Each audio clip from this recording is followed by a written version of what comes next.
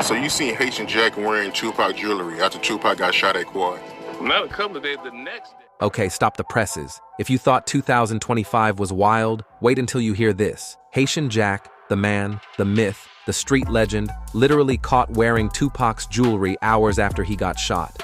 And not like some casual, oh, I found a chain. No, he's flexing like it's a trophy. You're not hallucinating. This actually happened. Cameras caught every second, and now, decades later, the clip resurfaces, and the internet is losing it. Reddit is on fire, TikTok is remixing, and Twitter? Well, Twitter just exploded with you. I mean, think about it. The guy Tupac trusted, rocking his chains like a badge of honor right after a shooting?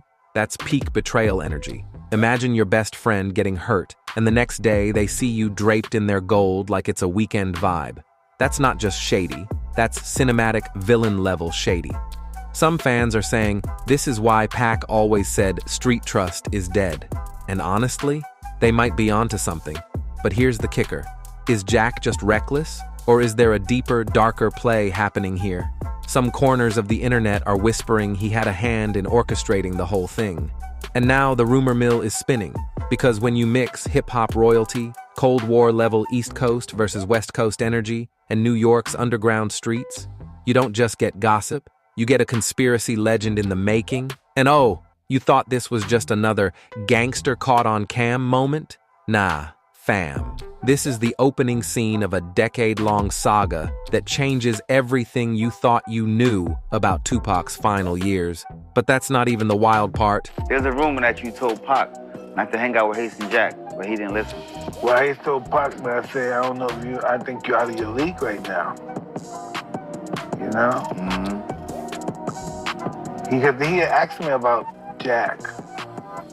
You know, and I had known Jack through Scooter. And I said, you out of your league? Okay, so let's rewind, because if you thought this started with some random beef, think again. 1993, New York. The hip-hop scene is popping off like fireworks on the 4th of July, and Tupac, fresh off dropping Strictly for My, Bye, lands in the Big Apple, ready to shoot a movie. And not just any flick. Above the Rim, where he plays Birdie, a straight-up ruthless drug kingpin. But here's where it gets cinematic. A random run-in at the Octagon nightclub changes everything. You've got Pac, this 22-year-old West Coast legend in the making, stepping into New York like he owns the place, and then he locks eyes with Haitian Jack. And oh, fans on TikTok are losing it over this. Pac literally walked into the snake pit and didn't even notice. The Octagon wasn't just a club, it was a gateway to chaos, a crossroads of street influence, celebrity, and the kind of drama that rewrites rap history. Here's the twist. Haitian Jack wasn't just some random street figure. Nah, this dude was a legend in New York underground circles, a Haitian-born, Brooklyn-bred hustler who knew every loophole in the game. And fans online are already theorizing. Was Pac seeing mentorship, or was he stepping straight into a trap? You've got warnings, intuition, street whispers, all colliding in one glittering nightclub scene. And just when you think it's, he met a guy, they hung out, oh no. This was the first domino in a chain of events that led to shootings, betrayals, and arguably one of the darkest sagas in hip-hop history. You're not ready for how deep this rabbit hole goes. Jack wearing Tupac jewelry after Tupac got shot at Quad. Not a couple of days, the next day. All right, now pay attention, because this is where it gets cinematic level wild. Tupac, the poetic, politically charged rapper we all know, was suddenly cast as Birdie, a ruthless drug kingpin. And here's the thing. Pac couldn't naturally pull off that cold-blooded, I run the streets energy. He needed a living example of realness, someone who breathed that world. And that's when Jacques, Haitian Jack Agnet enters the frame. Think about it. Pac, the West Coast king, walking into a New York club, trying to absorb street vibes like he's method acting the hardest role of his life. And Haitian Jack, he wasn't just flexing chains and charisma, he was the walking embodiment of danger and respect. The kind of guy where even the bartenders tiptoe around him. TikTok reactions legit called him the human cheat code for street energy. And honestly, it fits. Here's the hot take. The energy between Pac and Jack wasn't just mentorship, it was a power dynamic dripping with tension and temptation. Fans on Reddit are still debating, was Pac inspired by Jack or straight up manipulated, and meme culture? Oh, it's wild. Pac trying to be Birdie without Jack is like Batman without Alfred, chaotic and sad. But hold on to your seats, because this introduction wasn't a harmless Hollywood meet cute. It was the start of a partnership that would eventually twist into paranoia, betrayal, and conspiracy theories the internet is still unpacking decades later. And trust me, the next part, that's where things start spiraling. Doing good things to him until we caught that punk case that was easily could have been beaten by both of us. He let his attorneys turn him against me, and that's the part that I'll never forgive him for, because I'm gonna ride or die with you, homie. I expect you to do the same. See, that's what I call a fair weather friend. Everything's good when everything's good, you know? But as soon as we catch a punk case, right? You start telling me, oh, I can't talk to you, man. Okay, let's zoom in on Haitian Jack. 28 years old, born in Haiti, and already running the underground like it's his personal kingdom. Straight up, this guy had connections before most of us even knew how to swipe right. He moves to Brooklyn as a kid, East Flatbush, French-speaking, immigrant vibes, and the streets didn't exactly roll out a welcome mat. Nah, Jack got tested early and hard, the kind of crucible that turns you into either a snack or a predator. Fans online have been calling this the origin story of a street legend, and honestly, it reads like a gangster epic. Jack switches up his whole accent, links with the right crews for protection, and starts earning respect the hard way. By his early teens, rumors say he let off his first gun at age 12. Yeah, you read that right, 12. Social media chatter is wild. 12 years old, already auditioning for the role of Don of Brooklyn. The takeaway here? This isn't just about street cred. This is the mold Pac needed to channel the Birdie character, the raw energy he couldn't fabricate in a studio. And for the viewers keeping receipts, this is where the first seeds of obsession, loyalty, and future paranoia start germinating. Haitian Jack wasn't just a mentor, he was a walking storm, and Tupac unknowingly stepped straight into it. But here's the cliffhanger. You think meeting Jack was the peak drama? Oh no. The real chaos? That comes when street loyalty, celebrity life, and legal trouble collide. This came from Suge. Suge told Tupac to say that about. But devastation quickly turned to rage. Jack saw the posthumous release as cowardice. Pac wouldn't have put no song like that out before he died, because then he'd have to see me. Because I'm going to ask him some questions. That's not something I can let nobody get away with. All right, let's pause for a second, because this transformation is cinematic gold. Young Jacques didn't just survive the streets, he reinvented himself, dropping the Haitian accent, switching up his style, linking with the right crew for protection. This kid was turning survival into performance art, and by 12, allegedly firing his first gun. The streets were his playground, and every move was a calculated step up the ladder. Now picture this. Pac walks into that club, and there's Jack, surrounded by baddies, champagne bottles popping like fireworks, the full definition of a boss energy. Fans online have been remixing this moment with Pac sees Jack, instant mood shift. It's the kind of scene where you can almost hear the cinematic score kicking in. Here's the twist. While Pac saw mentorship and street authenticity, the streets saw opportunity, influence, and potential leverage. And that energy, that magnetic pull Jack had, wasn't just hype. It set the tone for their entire future relationship. Some Redditors even called it the moment the West Coast met its chaotic East Coast godfather. But here's where it gets messier. Champagne and chains aren't just for show. What seemed like mentorship slowly morphed into paranoia, manipulation, and eventually full-blown conspiracy vibes. And trust me, the next part? Things get explosively personal. Ironclad case against him, approach him, and say, here's the deal, Kefi D, we have questions about these murders. If you don't cooperate, you're going to prison for the rest of your life, and so are several members of your family who are caught up in your drug organization. All right, now we're entering full-on drama territory. Pac sees Jack, sees the charisma, the power, the lifestyle, and thinks, yep, this is my energy source for Birdie. And honestly, who wouldn't? Champagne, women, the aura of untouchable boss vibes. It's cinematic perfection. Fans on TikTok are calling it Pac's first fatal attraction. But hold up, the universe isn't letting this be smooth.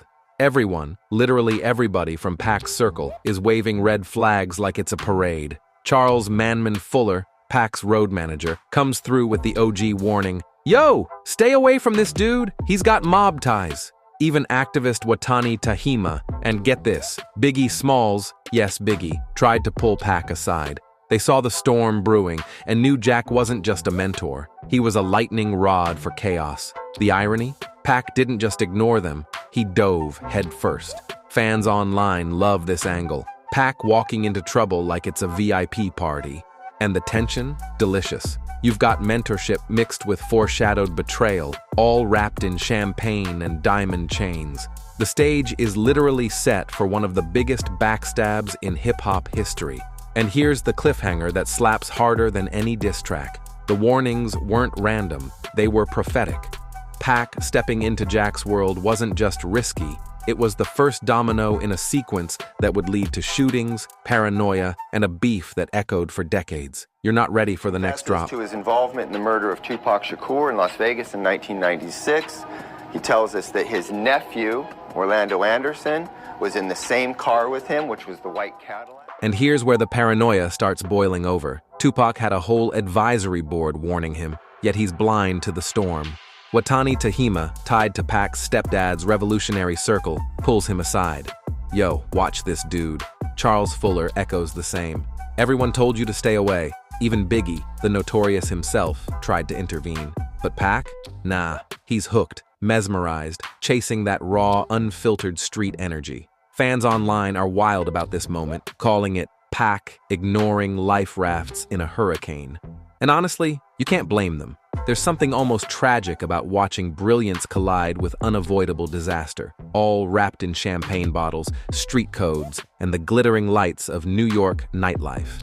Here's the twist. These warnings weren't paranoia for fun. They were prophetic flags of betrayal, legal trouble, and the eventual Quad Studios shooting. Every meme, every TikTok edit of this moment basically screams, "Told you so, Pac." And while he's vibing with Jack, the seeds of distrust are quietly planting themselves, setting up one of the most legendary feuds in hip-hop history.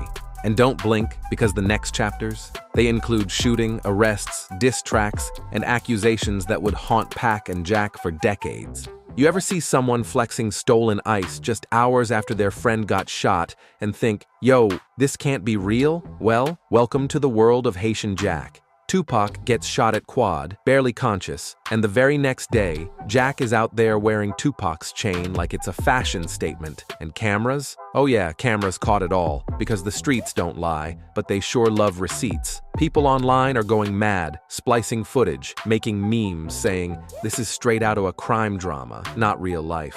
And the questions? Endless. Did Jack play a role? Was it just coincidence? Or worse? Back in '93, New York was buzzing. Hip-hop wasn't just music, it was a battleground, a chessboard, and every move was calculated. Tupac, fresh off Strictly for My Desavi, touches down in the Big Apple to shoot above the rim, a basketball movie dripping with street grit. And the moment he walks into Octagon nightclub, boom, eyes lock on Haitian Jack. This isn't just a meet and greet, it's the ignition of a firestorm that would echo for decades. Reddit threads explode over this moment. Pac walking into the lion's den and thinking it's a playdate. Pac needed someone to channel the ruthless energy Birdie demanded. Enter Jack, the walking definition of danger. Champagne bottles popping, women orbiting him like planets, crew backing him up like a moving fortress. Fans online are still debating if Pac saw mentorship or manipulation, because honestly, it looks like a mix of both. One minute he's learning street codes, the next, he's unknowingly dancing on the edge of betrayal. Jack's backstory? Pure gangster mythology. Born in Haiti in '63, he moves to Brooklyn, East Flatbush, and life throws him every obstacle possible.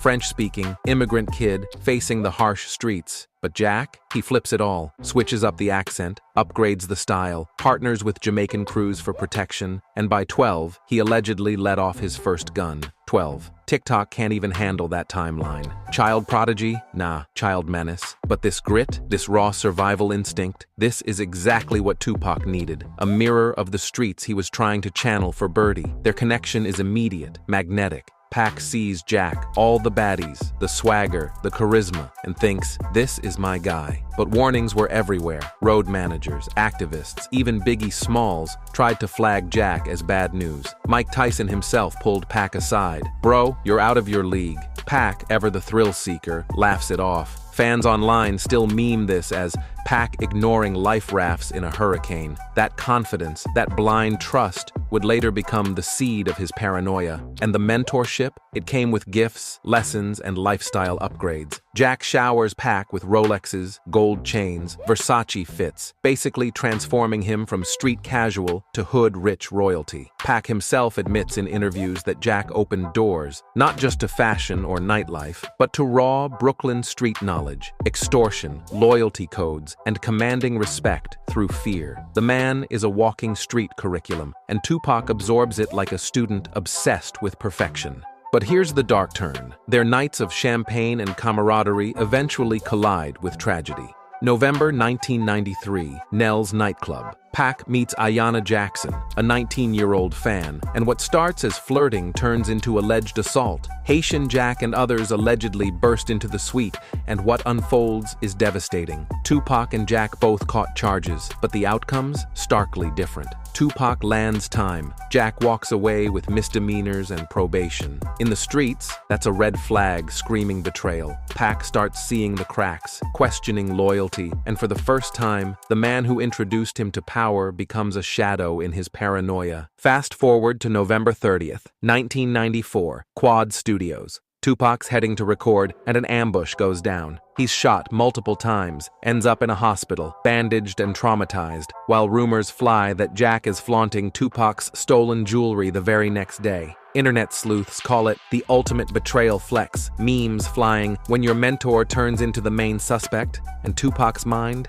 chaos. Where was Jack during the shooting? Did he tip off the attackers? His paranoia finds fuel in every warning he ignored, every gift Jack gave, every shared night in the city that now feels like a setup for disaster. Jack, of course, has his own narrative. From his perspective, he did what he did to help Pac, and the fallout, Pac letting attorneys turn him against Jack, that's the ultimate knife in the back. Jack's words echo in interviews. Everything's good when everything's good, but when trouble hits, fair-weather friends disappear. That betrayal doesn't just end friendships. It fuels entire careers of revenge, diss tracks, and street feuds. Pac's post-Rikers era is legendary. Bail posted, he signs with Death Row, drops All Eyes on Me, and later Machiavelli. Every track, every lyric, every subliminal shot at the East Coast, Haitian Jack, Jimmy Henchman, and others is calculated. Fans still comb lyrics for references, conspiracy theories, and hidden receipts. Online communities explode, recreating timelines, mapping out connections between Jack, Jimmy Henchman, and the eventual deadly consequences. Haitian Jack retaliates legally, filing for defamation against Pac's estate and Death Row. Millions in damages. Court documents detail blacklisting from clubs, lost endorsements, threats from gang-affiliated fans. Essentially, Jack's life in America crumbling. Yet despite the chaos, Jack never publicly admits wrongdoing in Tupac's shooting. He's consistent. No snitch, no setup, just a product of unforgiving streets. And decades later, he's still living quietly in the Caribbean, reflecting on a past that refuses to leave him alone. Meanwhile, Tupac's murder in 1996 remains unsolved for decades. Drive-bys, Las Vegas, connections to Crips, Bloods, Bad Boy Records, Jimmy Henchman. The web is tangled, terrifying, and addictive to unravel. Fast forward to 2023, and finally, law enforcement arrests Kefi D, whose loose lips finally crack the case wide open. The confession? Stunning. Tupac's actual shooting orchestrated, nephew Orlando Anderson in the car, Kefi D's downfall exposing decades of hidden truths. Fans and Reddit sleuths go insane. TikTok compilations explode with every clip, every beat, every lie exposed. And while Kefi D's revelations answer some questions, Haitian Jack's shadow lingers. Not at the scene, but in the sequence of distrust, paranoia, and mentorship turned betrayal that indirectly shaped Tupac's final months. This is the ultimate intersection of celebrity, street codes, and legal consequences, a real-life crime saga. Even post-deportation, Jack maintains his innocence regarding Pac's death, acknowledging influence but denying involvement. At 62, he lives quietly, yet his name remains synonymous with conspiracy, mistrust, and a cautionary tale in hip-hop history. The world watches, still questioning, still theorizing. Every tweet, every thread, every documentary reignites the debate. What really happened? Who was mentor? Who was manipulator? And who was just a pawn in a deadly game of street chess? And as fans anticipate Kefi D's trial in 2026, the full story remains a mosaic of violence, betrayal, and genius gone tragically wrong. Hip-hop lost a visionary, the streets lost respect, and the legacies of Tupac and Haitian Jack remain intertwined in chaos, rumor, and legend. So, what do you think? Was Haitian Jack a mentor who crossed a line, or just a scapegoat for a tragedy that spiraled beyond anyone's control? Was this a betrayal, a coincidence, or a calculated move in a deadly game? Drop your thoughts in the comments, because in a saga like this, opinions are almost as explosive as the events themselves. And don't go anywhere. Click the next video you see on your screen for even more juicy celebrity chaos, betrayals, and stories Hollywood doesn't want you to know. See you in the next one.